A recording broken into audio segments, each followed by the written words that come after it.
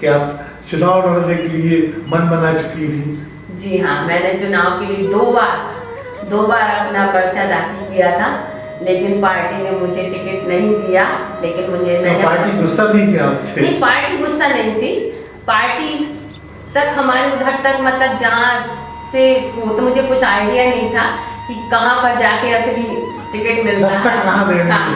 और मैं दस्तक कहीं और देती रही, टिकट कहीं और से कट गया। बस तो आने वाले कल में ये मैं उम्मीद करूँ कि आप एक बार फिर प्रयास करेंगी। जी हाँ, बिल्कुल प्रयास करूँगी। नमस्कार, मंजारा बीट्स में आपका हार्दिक स्वागत है। मैं हूँ ज्योति प्रकाश खरे। आज हम आपको मिला रहे हैं एक ऐसी शख्सियत को जो बहुत सारे मल्टी फ्लेवर व्यक्तित्व की मालिक है। उनका जो वजूद है, जो व्यक्तित्व है, वो अपने आप में उत्कृष्ट है। चलिए मिलते हैं रेखा उपाध्याय जी से। नमस्कार रेखा जी। रेखा जी, जैसा कि हमने उल्लेख किया कि आप मल्टी फ्लेवर्ड व्यक्तित्व हैं आपका, वो तो मैं क्रमवार पूछूंगा ही। आप अपना परिचय, छोटा सा परिचय हमारे दर्शकों को दीजिए। मैं रेखा उपाध्याय झांसी से हूँ, कहना चाहिए झांसी की रानी। तो झांसी की रानी का परिचय। कहाँ रहती हैं आप झांसी में? झांसी में मैं दीनदयाल नगर भारत माता मंदिर के सामने रोड पे ही रहने वाली कहाँ की हैं आप? हम लोग रहने वाले फिरोजाबाद आगरा के हैं। जहाँ की चूड़ियाँ फेमस है। अच्छा। फिर हमारी झांसी में कैसे आ गई? ससुर की भी जॉब थी, पापा की भी जॉब थी, दोनों रेलवे में थे, तो हम लोग रेलवे की मेहरबानी से आपके शादी हुई है। अच्छा। तो आप की शिक्षा दीक्षा सब बाहर हुई या कहाँ हुई? नहीं, झांसी में ही जन्म हुआ और झांसी में ही शिक्षा हुई, झांसी में ही शादी हुई और लगता है झांसी में ही अंतिम संस्कार हो जाएगा। रेखा जी, आपका अपना पारिवारिक परिचय दीजिए छोटा सा। हम लोग तीन बहनें, एक भाई है। मैं सबसे बड़ी हूँ और मेरे पापा रेलवे में थे और मेरे ससुर भी रेलवे में ओएस थे, डॉक्टर भी थे बाय प्रोफेशन। शाम को वो डॉक्टर भी अपना क्लिनिक चलाते थे। और मेरी शादी 19 साल में हो गई थी। 19 साल के बाद जब मैं यहाँ शादी होके आई तो उस समय मैं बीए कर रही थी। बीए फाइनल था, फाइनल के पेपर मैंने यहीं से दिए थे एग्ज़ाम। शादी के बाद तुरंत मेरा बैंक से, रेलवे बैंक से, जो ईसीसी बैंक होता है, वहाँ से कॉल लेटर आ गया जॉब का। लेकिन ससुर की बात पहले सर्वोच्च रहती थी, तो उन्होंने मेरे से कही बेटा जॉब नहीं कराते हमें बहुओं को, हम आपको टीचिंग लाइन में भेजेंगे, टीचरों के लिए अच्छी है, महिलाओं के लिए टीचिंग लाइन अच्छी है। तो मैंने उनकी बात सिर माथी मानी। फिर आप चूंकि कोचिंग से भी जुड़ी रही, तो वो उस शिक्षण क्षेत्र में आप कैसे आई? मेरे ससुर भी शिक्षण क्षेत्र में थे, साहित्यिक रत्न उनके पास था, BA MS की डिग्री उनके पास थी और वो बहुत ही ज्ञानी थे। मतलब रेलवे में वो ट्रांसलेटर थे, इंग्लिश टू हिंदी। तो वो मुझे यही देख के लाए कि ये लड़की बहुत होशियार है और मुझे वो पढ़ाते हुए देख आए थे। जब मैं 12th में थी, 9th का बैच पढ़ाती थी, तो उन्होंने देखा लड़की लेबोरियस है और लड़की मतलब अच्छी है, देखने करने में भी, परिवार भी अच्छा है, तो तुरंत उन्हें हाँ कर दी और मेरी शादी हो गई। तो जैसे कि मुझे जानकारी है, आप अपने पति वाले पक्ष में यानी घर में, ससुराल में अपने वर्षों कोचिंग भी चलाई हो। वर्तमान में भी आप बच्चों को शिक्षित कर रही हैं, उसके बारे में बताइए। मैं करीब जब मैं पढ़ती थी इंटर में, तब से मैं पढ़ा रही हूँ और यहाँ शादी होके आई तो मुझे यहाँ भी सब लोगों ने बहुत प्रोत्साहित किया, जिसमें कि सास ससुर ने बहुत ज़्यादा मुझसे घर के काम नहीं कराए गए। मुझे पढ़ने के लिए उत्साहित किया गया। मुझे पढ़ने के लिए बीएड का मेरा जब कंपटीशन मैंने पास किया तो मुझे ओरे भेजा गया साल भर के लिए और मेरा बच्चा इन्हीं लोगों ने रखा छोटा। तो यहाँ से मुझे सब लोगों ने सपोर्ट किया। टोटल आपकी एजुकेशन कितनी रही? मैं MA BEd हूँ, इंग्लिश, संस्कृत, इकोनॉमिक्स से मेरा MA है और BEd की हूँ। रेखा जी, अभी मुझे जानकारी है कि आप बीच में लोगों को योगा से भी जोड़ दिया था, वो क्या मुद्दा था? वो मेरा एक टर्निंग पॉइंट था, क्योंकि बाय प्रोफेशन एज टीचिंग में लोगों को पढ़ाते पढ़ाते बीमार कब हो गई मुझे पता ही नहीं चला। साइनस, माइग्रेन, ब्रेन में मतलब बहुत सारे क्लॉटिंग्स वगैरह आना और नी पेन, बहुत सारे हेल्थ इशू आने लगे थे, वजन भी बढ़ने लगा था, जिसके कारण मुझे रोज डॉक्टर के पास विजिट के लिए जाना पड़ता था। घर में सब हंसते थे कि अभी कल तो डॉक्टर के यहाँ से अब आज दूसरी बीमारी लगा दी, तीसरी एक ठीक होती थी दूसरी। इसी बीच कोरोना आ गया। कोरोना में कि पहले ही मेरा ऑपरेशन होने वाला था, वो नहीं हो पाया, और मुझे कोरोना के में ही एक ऐसी कम्युनिटी मिल गई जिसे मैंने ज्वाइन किया। वहाँ मैं बार बार उस कम्युनिटी में मीटिंग्स में सुनती थी हेल्प, लोगों की हेल्प।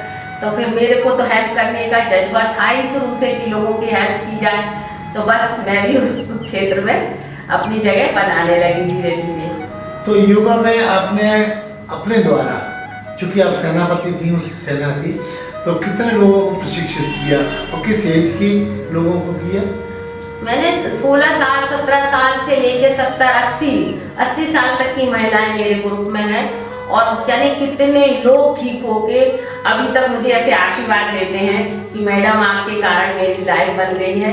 जब आते थे उन्हें विश्वास नहीं होता था कि इतना अच्छा हम लोगों को यहाँ पे कम्युनिटी मिलेगी, इतना अच्छा हमारा यहाँ पर स्वास्थ्य ठीक होएगा। लेकिन जब वो जैसे ही आते 2 महीने के अंदर उनकी सारी मेडिसिन छूट जाती है, थायराइड, शुगर, बीपी, 2 महीने बाद ही बोलने लगते हैं सर मैम हम लोग को तो डॉक्टर ने मना कर दिया, अब दवा लेनी ही नहीं है। तो बहुत खुशी। तो ये जो आप बता रही हैं ये असल में है क्या, किस तरीके से लोग आपसे जुड़ सकते हैं? ये कम्युनिटी है जहाँ हम लोग लोगों की लाइफ स्टाइल चेंज करते हैं। आजकल लोगों की लाइफ स्टाइल बहुत बिगड़ी हुई है। वो लोग रात को देर से सोते हैं, सुबह देर से उठते हैं, जिसके कारण उनका जो डाइजेशन सिस्टम है पूरा बिगड़ गया है। जब डाइजेशन सिस्टम इंसान का बिगड़ जाता है तो बीमारियां घर करने लगती हैं। तो बस उनको बीमारियां एक के बाद एक आने लगती। पहले तो बच्चे आते हैं संग में, पर उनके मम्मी पापा भी आने लगते हैं।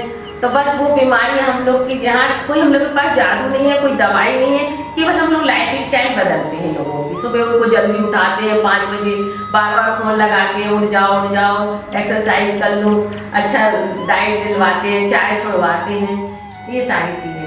रेखा जी, जैसा कि मैं देख पा रहा हूँ आपकी फिटनेस और आपके ग्लो को देखते हुए ये माना जाए कि ये उसी का असर है। और अगर पूछा जाए आप किस एज को मेंटेन कर रही हैं वर्तमान में? यस, मेरी एज इस समय शायद आप लोग चौंक जाएंगे, मैं 60 में चल रही हूँ, 60 रनिंग चल रही है मेरी। और लोग विश्वास नहीं करते हैं, लोग कहते हैं कि मैम आप झूठ बोल रही हैं, लेकिन मैं कभी झूठ नहीं बोलती, क्योंकि मुझे गर्व होता है अपनी एज बताने में लोगों को कि मैं अपनी उम्र से 10 साल पीछे चल रही हूँ। और मैं चाहती हूँ कि सभी लोगों की उम्र, बहुत लोग जो ज़्यादा दिखते हैं, अगर वो चाहते हैं कि उनकी उम्र कम दिखे तो उन्हें अपनी लाइफ स्टाइल चेंज करनी चाहिए। अच्छी कम्युनिटी से, अच्छे लोगों से, जैसे लोगों के संग रहेंगे वैसे ही बन जाएंगे। अगर अच्छे लोगों के संग रहेंगे जो लाइफ स्टाइल जिनकी अच्छी है तो वैसी ही लाइफ स्टाइल बन जाएगी। संगत का असर होता है। संगत का असर। रेखा जी, आपका एक पक्ष सोशल विंग भी है, आप बहुत सारी सोसाइटी के मुद्दों से जुड़ी हुई हैं, लोगों की सहायता करती हैं, उनके बारे में बताइए। जी हाँ, पहले तो मैं ब्राह्मण हूँ, तो मैं ब्राह्मण स्वयं सेविका समिति की प्रदेश अध्यक्ष भी हूँ। उन्होंने मेरे कार्य को देख के मुझे कोरोना पीरियड से पहले ही प्रदेश अध्यक्ष बनाया था, और तब से मैं लगातार पूरे प्रदेश में टीम बना चुकी हूँ अपनी। आगरा, मेरठ, फिरोजाबाद और क्या बोलते हैं लखनऊ, कानपुर से सब जगह हमारी टीम है। ये मैंने ही कोरोना पीरियड में अपने समय का सदुपयोग किया है। मतलब कोरोना आपके लिए फलीभूत हो गया? फलीभूत, बिल्कुल 100%। मतलब बी प्रोडक्टिव रही मैं कोरोना में, आलसियों की तरह नहीं, मतलब और ज़्यादा प्रोडक्टिव हो गई मैं कोरोना में। रेखा जी, आपका राजनीतिक दखल भी है, आप उधर भी मतलब कुछ सक्रिय कार्यकर्ता के रूप में जानी जाती है। किस पार्टी से जुड़ी हुई हैं आप? मेरे पापा है ना कम्युनिस्ट से जुड़े थे। मैंने बहुत काम किया पापा के संग, छोटे से, जैसे इंदिरा गांधी जी ने नेहरू जी के संग किया था, ऐसे ही मैंने अपने पापा के संग कम्युनिस्ट पार्टी का बहुत छोटे में पर्चियाँ लिखी, मैं बहुत घर पार्टी हाँ, मेरे बाबा थे वो कांग्रेस से जुड़े हुए थे। आगरे में मतलब आप किससे जुड़ी हैं? मैं बीजेपी से जुड़ी हूँ, क्योंकि मोदी जी मेरे कहना चाहिए आइकॉन है, मोटिवेशन उन्हीं से मिलता है मुझे। तो वर्तमान में आप किस तरह के पद से सुशोभित हैं पार्टी में, या किस तरह के काम से आप जानी जाती हैं? यस, मैं बीजेपी में जिले लेवल पर जिला मंत्री हूँ अपनी महिला मोर्चा में, और सक्रिय रहती हूँ अपने यहाँ पर जो हम लोग के बूथ बने हुए हैं, बूथ में भी बूथ अध्यक्ष हूँ मैं, बूथ का काम भी देखती हूँ, क्योंकि जहाँ हम रहते हैं वहाँ के लोगों से जुड़े रहना बहुत बड़ा काम रहता है। तो जहाँ के लोगों को मैं पूरी तरह से सपोर्ट करती हूँ, किसी का कुछ काम नहीं होता है तो सब पार्टी के द्वारा करा। बीच में ये भी जानकारी मुझे मिली थी कि आप चुनाव लड़ने के लिए मन बना चुकी थी। जी हाँ, मैंने चुनाव के लिए दो बार अपना पर्चा दाखिल किया था, लेकिन पार्टी ने मुझे टिकट नहीं दिया। लेकिन मैंने पार्टी गुस्सा थी क्या आपसे? नहीं, पार्टी गुस्सा नहीं थी। पार्टी तक हमारे उधर तक मतलब जहाँ से वो तो मुझे कुछ आइडिया नहीं था कि कहाँ पर जाके असली टिकट मिलता है। दस्तक कहाँ देनी? हाँ, और मैं दस्तक कहीं और देती रही, टिकट कहीं और से कट गया। बस तो आने वाले कल में ये मैं उम्मीद करूँ कि आप एक बार फिर प्रयास करेंगी। जी हाँ, बिल्कुल प्रयास करूँगी। देखा जी, आपके बारे में जानकारी मुझे है कि आप बहुत सारे गरीब तबके के लोगों को, उनकी बेटियों को, महिलाओं को बहुत सहयोग करती हैं, उनकी सहायता करती हैं। यहाँ तक कि आप अपने स्कूल में, जो आपका एक छोटा सा स्कूल है, उसमें भी आपने उन बेटियों को रोजगार दिया है जो सचमुच नीडी है। जी हाँ, क्योंकि मुझे ये मोटिवेशन मिला है जब कोरोना मेरा पीरियड आया था, उससे पहले मेरे बेटे की डेथ हुई थी, तब मेरे को टर्निंग पॉइंट आया था। तब मैंने सत्संग ज्वाइन कर लिया था। सत्संग से जाके मुझे प्रेरणा मिली कि संसार में कुछ भी संग नहीं जाता है। संग में खाली हाथ आया है, खाली हाथ मुट्ठी बांधे आया है, हाथ पसारे जाएगा, ये सीखा था मैंने। बस यही जितना बटोर सकती हो बटोर लो। तो बस मैंने यहाँ सीखा कि जो आ रहा है बस देना है, जो आ रहा है वो देना है, इस हाथ लेना है, इस हाथ देना है, रखना नहीं है। तो वो मैंने अपने अंदर मतलब मैंने उसको फॉलो किया और आज तक कर रही हूँ, और भगवान दे भी रहा है और मैं लोगों को बांट रही हूँ। देखा जी, आपने भी बातचीत में बताया कि आपके बेटे के साथ कोई दुर्घटना हुई थी। उस घटना को आप हमारे दर्शकों के साथ संक्षिप्त में शेयर करें।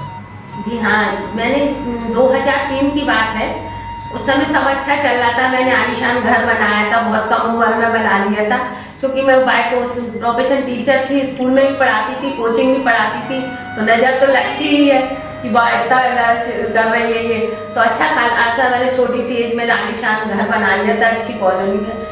2 बेटे थे मेरे, लोगों को शायद लगता था, नज़र लग गई कि अरे तुम्हारे तो मैंने एक बड़ा कार्यक्रम किया यहाँ पर, जब मकान बनाया तो लोग कहते गए कि अरे तुम्हारे तो 2 बेटे हैं, 2 चेक है, क्योंकि हमारे यहाँ ना पैसा मिलता है ना बेटों के समय शादी में। तो बच्चे ही कह रहे थे तुम्हें क्या, तुम तो और भी बड़ा बना सकती थी, क्योंकि तुम्हारे पास तो 2 चेक है, लड़कियाँ हैं नहीं है कि तुम्हें पैसा लगाना है।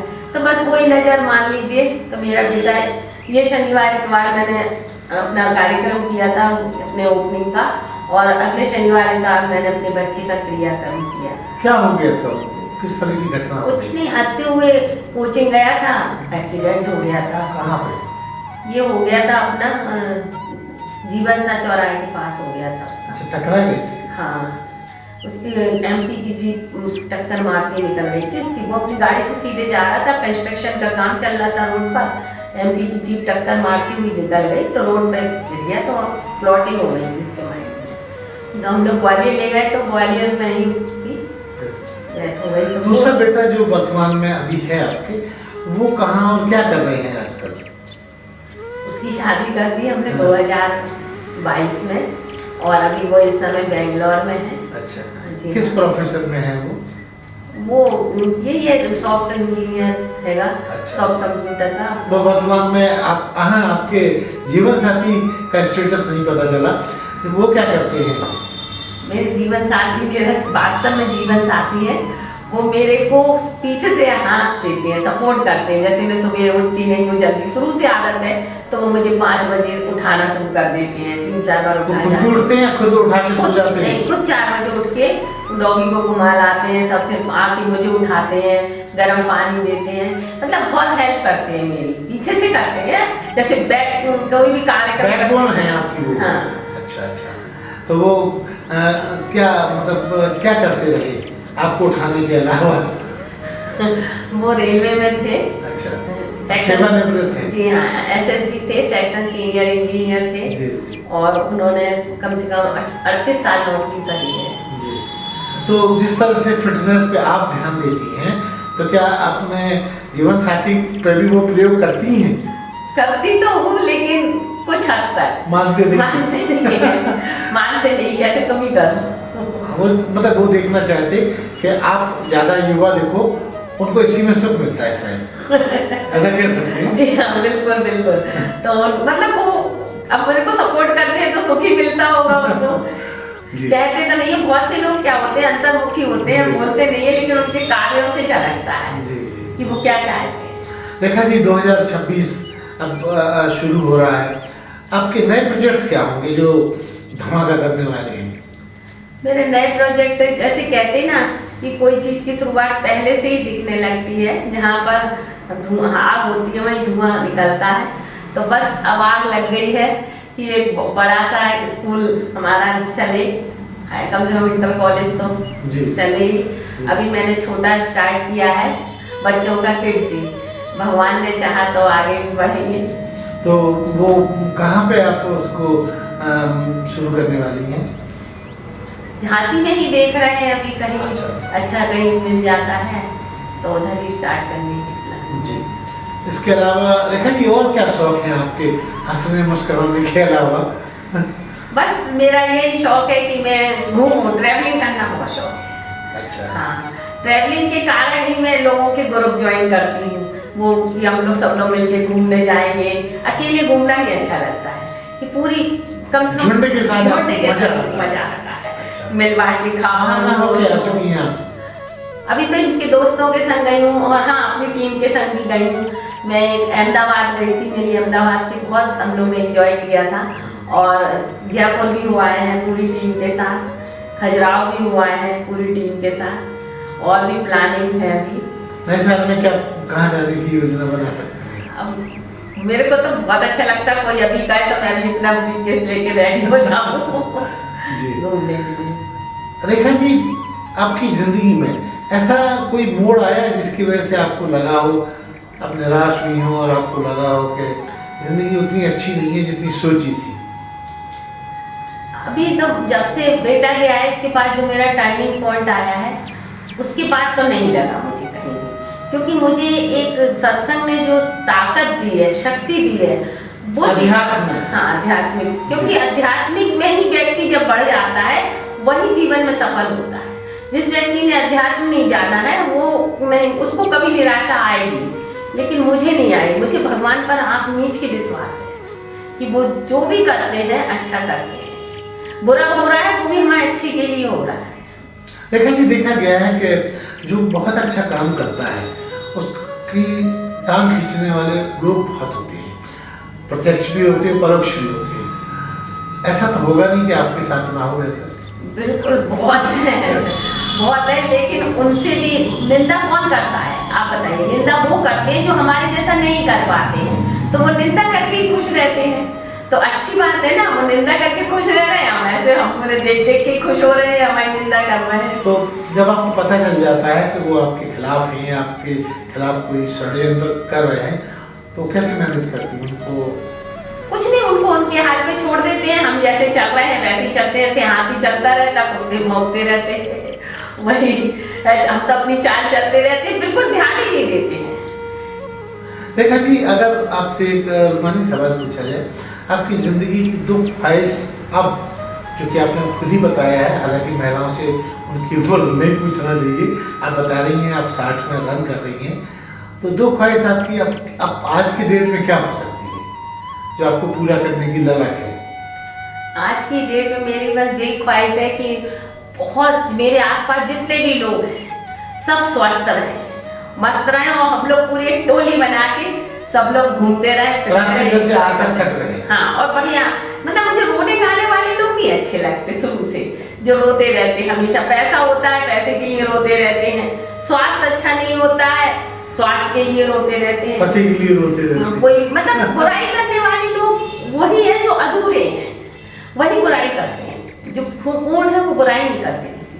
आपने बताया कि आप जो सोशल विंग में महिला ब्राह्मण समाज से जुड़ी हुई हैं, उसमें आप किस तरह के काम करती हैं? ब्राह्मण समाज में हम लोग, मेरा पहला मोटिव है, मैं ब्राह्मण समाज में आई थी कि हमारी ब्राह्मण समाज में लोगों की थिंकिंग है कि महिलाएं को पर्दे में रखना, उनको बाहर नहीं निकलने देना, पति सर्वोच्च है। तो वो मैं महिलाओं को बाहर निकाल के लाई हूँ जो बिल्कुल बहुत बुरी कंडीशन में थी, अपने लिए सोचती नहीं थी, उनको मैंने बाहर निकाला, अपने बारे में सोचना सिखाया, उनको मिलना जुलना घूमना अपने जैसा बनाया। अपने जैसा बनाया। तो उनके जो जीवन साथी होंगे वो तो आपके खिलाफ हो गए होंगे? नहीं, कुछ तो बहुत खुश होते कि आपने हमारी मैडम की हमारी जिंदगी बदल दी, हम इनसे जिंदगी भर से कह रहे हैं ये नहीं करी, लेकिन आपके कहने से कर लिया। कुछ लोग तो हमसे ये बोलते, मैम आप कहो ना हमारी मैडम से वो ऐसा करे, मैम आप कहो ना। मतलब आप प्रेरणा स्रोत बन गई हैं। हाँ। है ना?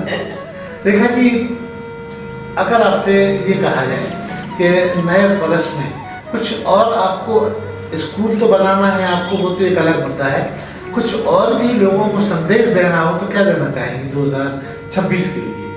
मैं लोगों को ये संदेश देना चाहूँगी कि 2026 में हम, जो हमारे मोदी जी का सपना है कि फिट इंडिया तो हिट इंडिया, तो हम लोग को हर घर में सबको फिट रहना है, और जब फिट रहेंगे तभी हम हिट रहेंगे। तो ये थी रेखा उपाध्याय। बातचीत में आप देख ही रहे होंगे कि हरफान अंदाज में उन्होंने अपनी बात रखी। इनका कहना है कि अगर आप फिट रहेंगे तो ही हिट रहेंगे। मंजना रवि से बात करने के लिए रेखा जी बहुत बहुत धन्यवाद। अरे हाँ, इस चैनल को लाइक और सब्सक्राइब करना ना भूलें। देखते रहिए बंजारा बीट्स।